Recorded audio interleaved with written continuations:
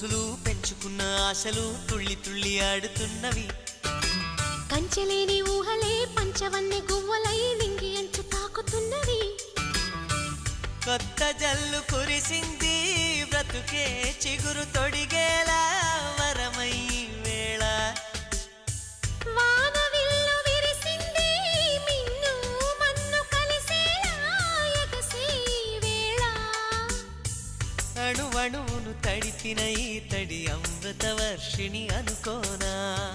అడుగడుగున పచ్చని బాటను పరిచిన వనమును చూస్తున్నా.